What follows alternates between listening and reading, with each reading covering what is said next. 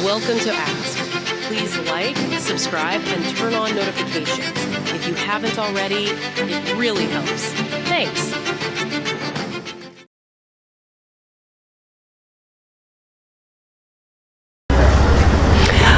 I believe so. From what I know now, I would be interested in investigating it more, but I believe, like right now, there are too many people representing people all over this country who've been in power too long, and they're just complacent, and they aren't really there for the people anymore. They're just there to continue their stay. So yes, I would say yes. Someone could maybe convince me different for specific situations, but yes.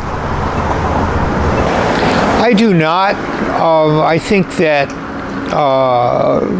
I can see why some people would want term limits. I see why, personally, I'm happy that we have presidential term limits. I think that some terms went on too long back when seniority in the Senate and in the House was the way people became committee chairs, and the Southerners with their racist attitudes dominated those committees. That term limits would have been helpful then. But what I think is that it's important that legislators stick around long enough and elected officials generally stick around long enough that they don't become prey to lobbyists. If you have somebody who is only in office for a 2-year term or a 4-year term, then they don't know what they're doing, and a lobbyist can just swarm all over them and feed them whatever they want to, and then they become puppets of moneyed interests. Yes, term limits are good so that we don't keep people in that, you know what? I'm mixed on this, not on the term limits. It depends how they're implemented, because you do have people in there that are well known, and if everybody they'd have to make sure people left at different intervals. If all the people with the knowledge left all at one time, that would not be good. So if it's done right, yes. Conceptually, yes, definitely. Term limits sound like a good thing, especially in the Supreme Court.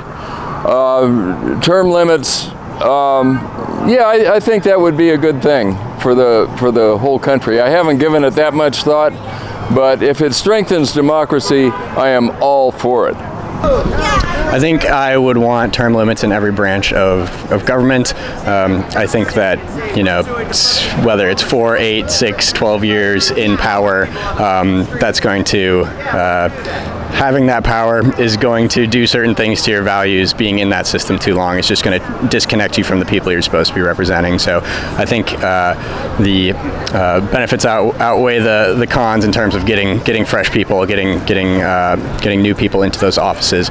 It's possible and even likely that they hold similar values, similar beliefs to people who are in there. But yeah, in general, let's move people through.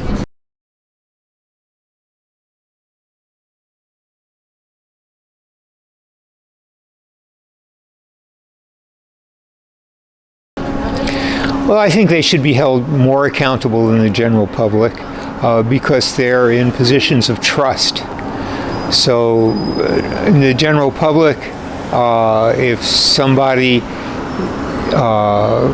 takes a bribe in order to favor a buyer, it's a little different than if it, generally speaking, isn't going to have the same kind of impact as a politician who takes a bribe to pass some legislation. I remember reading Eric Larson, I think his name was, who wrote for a publication where he talked about the budget and how out of the bowels of Congress came a tax break for mohair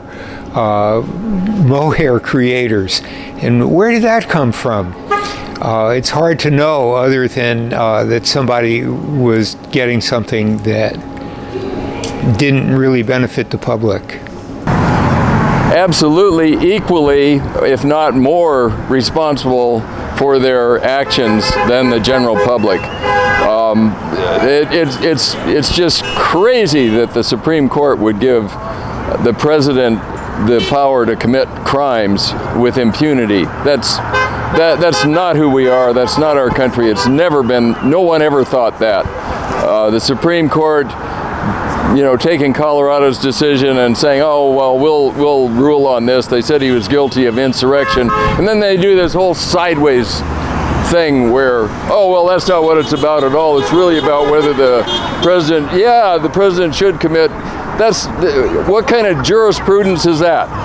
What kind of jurisprudence of that? Those guys, we definitely need term limits on the Supreme Court, and I think the more I think about it, the more I talk about it right now, I think Congress needs term limits. All elected officials need term limits. They should actually be held more accountable, at least in terms of scrutiny. A lot of us don't get scrutinized a lot, but they should be at all times. And if they break the law, they shouldn't be privileged and get away with it. I think they need to be accountable for all of their actions. Whatever they do, they are not above the law. So, and I guess I would weigh in on more because they have more weight and more, they have more responsibility. So that's what I would say. Politicians should be held more accountable for their actions. They have sought this power. They've gotten permission to wield this power from the voting public, and that level of responsibility should come with way more accountability as far as I'm concerned. Accountability in terms of corruption, accountability in terms of the way they treat and view other people.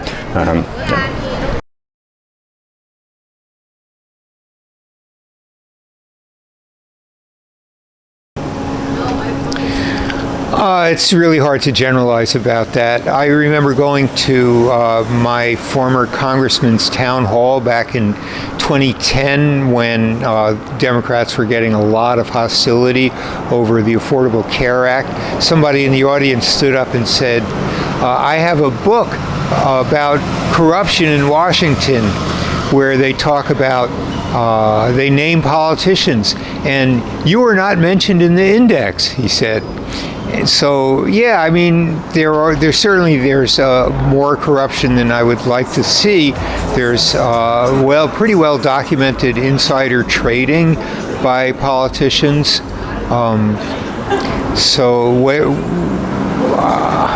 There's certainly a temptation for somebody who's powerful to abuse their power. U.S. politicians have absolutely been corrupted by power. We know that power changes us, success changes us, and we start to think that we're better than other people given just a little success. That's a human frailty, a human foible. Everybody experiences that. Admirably, some people can get filthy rich and still keep their feet on the ground, but very few can. They start to think they're better than everybody else. They should make all the decisions for everybody else, and that's a universal human frailty around the world, always has been, continues to be, and we need to recognize that and not let it happen. Representation, everybody needs equal representation in our society. Power, money, basically the way without campaign finance reform, it's very difficult to not have influence of the people with the money. So there's really no way around it. It's critical to changing our democracy. Definitely, power ultimately corrupts, and I think it's just part of the human being and human nature, and I definitely believe that. I believe that some U.S. politicians have been corrupted by power. I do believe that there are well-meaning politicians who seek office, who are in office. I think that the system itself, just the way it's set up, the way that the old guard is set up and is able to control the way certain things are even taken to a vote, that this system is corrupting in itself, and it doesn't let people with basically act on their values.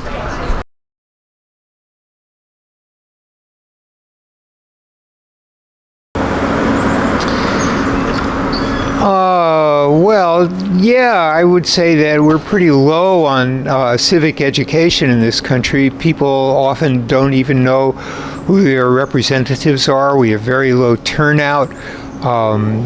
It's really the responsibility of the citizenry.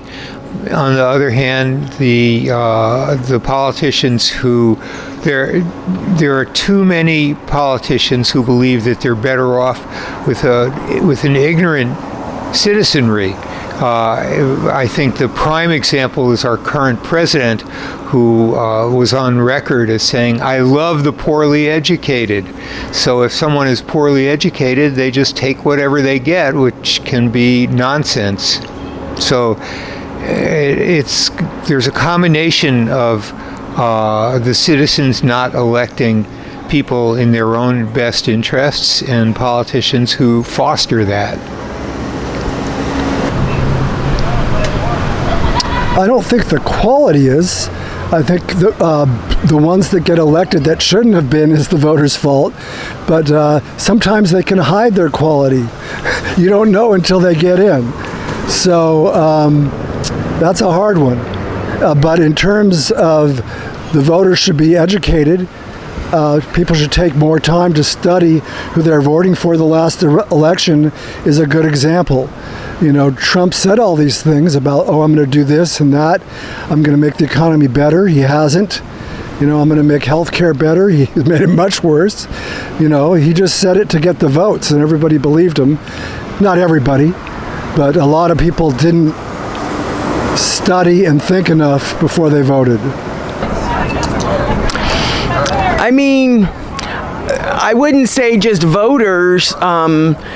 I just think we are, ever since the 80s, as far as candidates and the politics in this country has been changing, of the power goes to people who have money, and I just wish more people would vote. That's what I really believe, is a lot of people don't believe their vote counts. So that's where I would weigh in on it, of that we as voters and citizens need to hold our representatives more accountable. I don't think the quality of U.S. politicians is the voters' fault. The two major parties that we have clearly get to choose who represents them.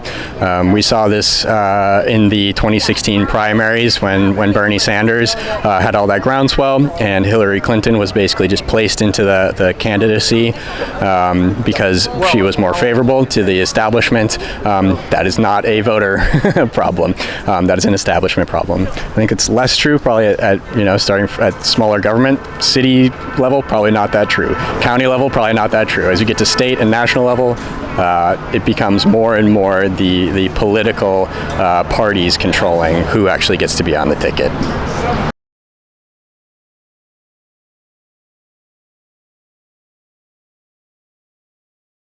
By electing different ones.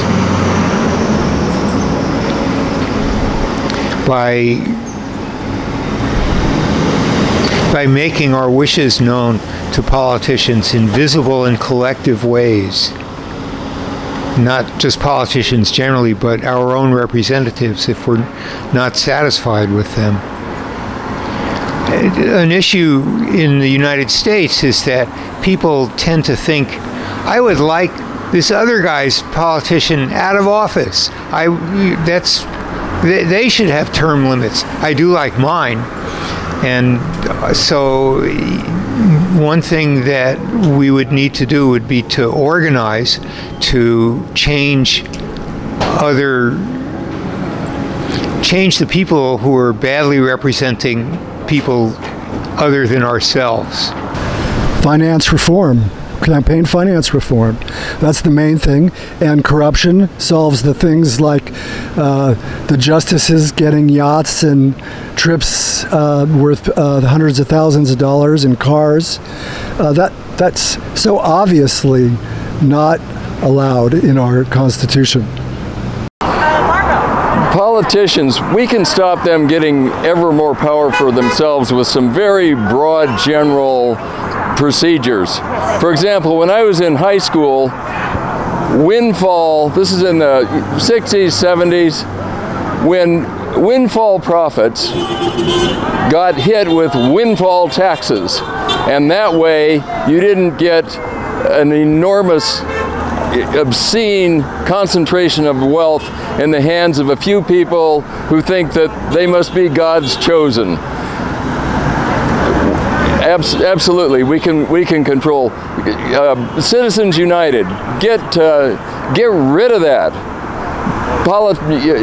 Big corporations and rich people should have no more voice in our government than every other individual, every citizen.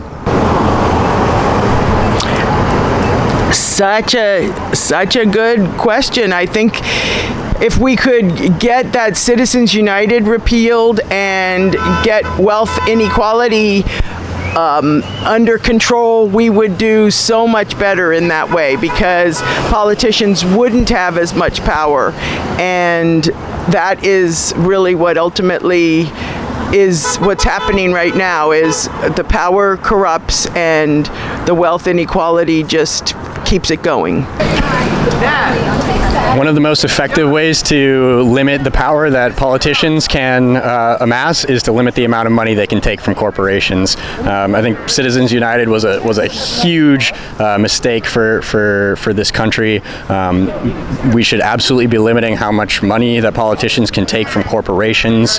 Everyone, all citizens should have their fair say at who gets to elect them. But corporations are not people. The corporations should not get to decide who has power, who gets to stay in office. Thank you for watching. Feel free to comment and share to help be part of a larger conversation. See you again soon. Bye.